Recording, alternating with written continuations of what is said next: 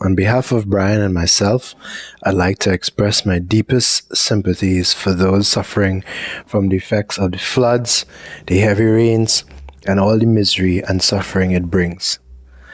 I want to say that this video is in no way an attempt on Brian or my part to capitalize on the suffering of the people who are affected by the floods. Actually, the first thing we should do, especially if you aren't adversely affected by the flood, is to donate whatever you can to any of the many collection centers all over Trinidad. People practically begging other people to help them, to help out. In the Gasparilla area, the Raw Fitness Gym, it collects supplies to distribute to victims. But you can find these people or agencies everywhere. Just look on Facebook. All right? God bless you guys. So with that said, Brian and I are of the opinion that it's far past time for our country, via the Ministry of Works, to come up and execute a comprehensive drainage plan. Now, if you believe in climate change, as most do, then you would be aware that events like what happened this October will probably happen again. It will probably happen again, and it'll probably happen on a more intense scale, given the effects of climate change. If you consult the literature on climate change for our region, you'd know that while overall rainfall is supposed to trend slightly downward, the high intensity events like what happened will get worse as time goes on. And it will continue to get worse because we continue to burn fossil fuels. And as we haven't switched over to a green model yet, within our lifetime, I don't see things getting much better in terms of high intensity rainfall events. So both drought and high intensity rainfall will affect us at different points in the year. So this means that we have to be proactive for change and put things in place for the inevitable future. So this is our idea. There are quite a lot of houses and villages in this country that are built in low-lying areas. Low-lying generally means proximity with respect to sea level. But as you can see in this video, the term low-lying will be used to describe a house or village at an elevation or level that's not much higher than the normal level of a nearby watercourse. All right? So a watercourse can be a river, a drain, a stream, or channel. And whenever we have a rainfall event, the water touches the highest slopes of the land first and makes its way down mountains and hills and slopes and eventually drains into the sea. Now, some of this water gets trapped in ponds and reservoirs, right? Anytime there's a depression or a sink in the land, the water will get trapped. Some of the water will be channeled through rivers and streams, which again eventually drain to the sea. So let's see how we could understand the process in which rainfall gets to the sea. In drainage analysis, the land is divided up into regions known as catchments. A catchment is essentially a natural bowl-shaped region that retains or collects the rainwater and channels it into the watercourse. So, like one area we could focus on is Greenvale, right? Because you could see the slope of the land. You have all of this water coming down from the rivers onto this very, very flat area on one side. And then you have Greenvale being just to the north of a major watercourse that eventually forms the Caroni River as they head west. So when this large intensity rainfall event would take place, the water that would flow onto the Greenvale area would have to get to the sea very quickly. Otherwise, it will back up, as it were, and the height of the water will keep increasing. And that height of the water, with respect to the land, is called flooding. So we effectively have entire villages and settlements which are catchments themselves, or they're part of a larger catchment that is drained by the river. And when these catchments are unable to quickly drain, like we just said, they will flood. And that's what happened to Greenvale settlement. Now the rumor is, I'm not a surveyor and I haven't looked at I don't have the contours of the area, that Greendale is actually part of the watercourse. And if you look at the map, it seems reasonable, because this width of this river here, this will keep expanding in times of heavy rainfall events. So a lot of these areas that were listed, Greenvale and Carapo and Kelly Village, they all are prone to the same kind of phenomenon, especially in a high intensity rainfall event. So as I said, the important thing is to be able to drain these catchments quickly in order to get all the water that comes from the rainfall all the way down into the sea, or at least the nearest river, provided the river is not flooding its banks. So I'll ask the technically gifted people to bear with me, because I'm trying to state these concepts as simply as possible so everybody could understand the video. So once again, Brian and I came up with a very simple idea that we need to construct retention ponds in order to store the water in large-scale rain events. Right? And this would require a lot of the skills of our engineers, our surveyors, or hydrologists, or geologists, and so on, in order to get the logistics of this plan done well, in order to properly locate the retention ponds, because remember, they have to be constructed at points where the water courses would drain into them. But I'm pretty sure that they're circulating many proposals quite similar to this. The Ministry of Works needs to act on some of them. The Ministry of, Trinidad is too small to be able to be in a position where we suffer from these kind of events. And I hope this wouldn't happen again in the future. So despite how unlikely it is, I mean, we know what we're facing, right? That this video would be seen by the minister. I felt obligated to use my understanding of drainage, because, I did that early in my career. And, I keep coming across how the concept of drainage works. And I want to see, this is my little contribution to helping the country be less vulnerable to these floods. We need more impoundment centers, which is a fancy term for somewhere to keep the water. As I mentioned earlier, retention, right? We retain the water. You retain the water in these high intensity rainfall events, right? And it's kept in a retention pond or impoundment center until it could drain off into the regular watercourse, right? So when the rains are very high and the rivers flooding the banks and the dams overflowing and the drains overflowing, what we're going to do is we have these ponds constructed in a manner and constructed at an elevation where it will flow in from large catchments. So we'll be essentially helping the rivers and streams by not overloading them with the water from excessive rainfall.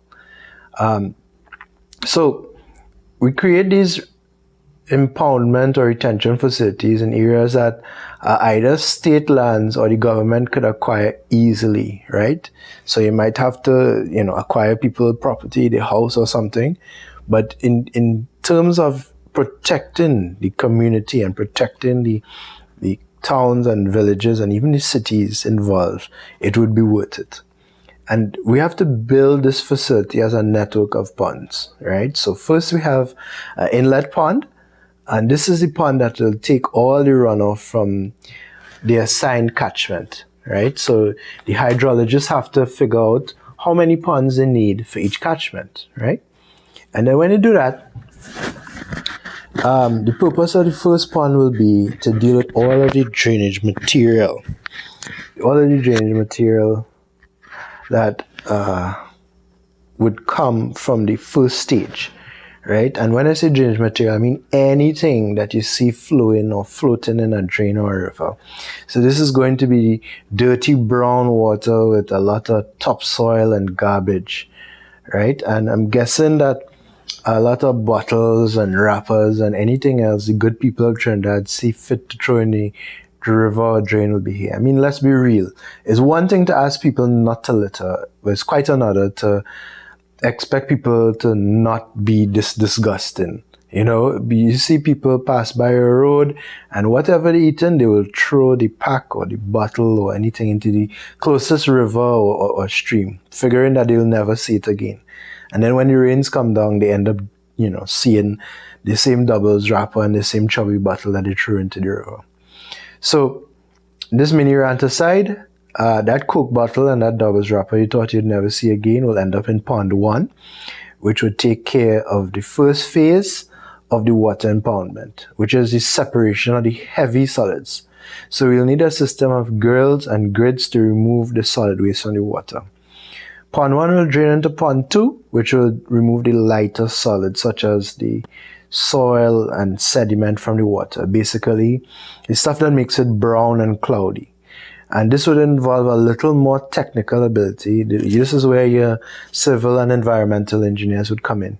But basically, the smaller solids will have to settle out of the water and flow into the final pond, or flow into the cleanest pond, which is pond 3, right? Now, this whole facility will require maintenance, and it's one thing to look at it as a cost, but you could also look at it as a source of employment. You get your people involved in your community, into maintaining your community, and they can all buy into the benefits of it, right? So pond 3 would be the largest pond with the cleanest water, and this is the water we collect and finally release back into the main river stream when either this facility reaches its limit. So let's say we have 40 days and 40 nights of rain. Eventually, this facility will reach its full capacity. But the more likely and optimal scenario is that when pond 3 is being filled, the river has less work to do to drain the catchments, which means flood reduction. So when the rivers are underutilized in terms of flow, we could finally spill over some of the water from pond 3 back into the main water courses, like the Caroni River, the Guarca River, and so on. And this is our idea in a nutshell, right? So now we have to talk about some of the problems that we'll have to solve if we do adopt this proposal. And one is the available land, as I mentioned before. Right? It could be the case that when the surveyors and when the hydrologists compute the optimal location for siting these ponds, it might be in the middle of a shopping mall, it might be in the middle of a grocery, right? So this is a potential problem that we could come across. But if you see the video of these floods, and as far as I could see, people up to their waist or worse in water. I think it's very important that the country comes to grip with this issue, And I think that after this disaster, a lot of people will be more willing even to entertain the idea that maybe we'll have to move if we want to enjoy a better quality of life, right? The second thing obviously is costs, right? The first cost is usually the first thing, but I wanted to explain why this proposal, and not under any illusions, it would be costly. So the water would need to be retained in presumably large. I don't know what you're going to construct these ponds out of. The material, that's the next thing for the material scientists. But being an engineer myself, I could only see reinforced concrete reservoirs. And they'll have to be very carefully and thoughtfully designed, because any potential leakage or failure would end up causing more harm than good, right? You don't want the water from any of those ponds to be in contact with anybody living close by, which means that you'd also have to cater for things like earthquakes, right? The seismic resistance of these ponds, it has to be relatively robust, so that when it have a little earthquake or a little earth movement, it doesn't crack and the water spill out into a village or onto a road or something. So keep in mind, this is just one solution to tackling a problem. And if you don't like it, I'm pretty sure you could come up with a better one. But it's important that we at least start to consider what our options are to solve this problem. Anyway, the whole purpose of this proposal was to bring solutions. So let me just briefly discuss some of the potential benefits we could gain from the creation of this facility. Now, the heavy rainfall events erode a lot of the best and most fertile soil, and topsoil ends up, unfortunately, in our watercourses. And then we have to use fertilizers in the soil to plant our crops. And then the fertilizers wash into the watercourses and pollute them.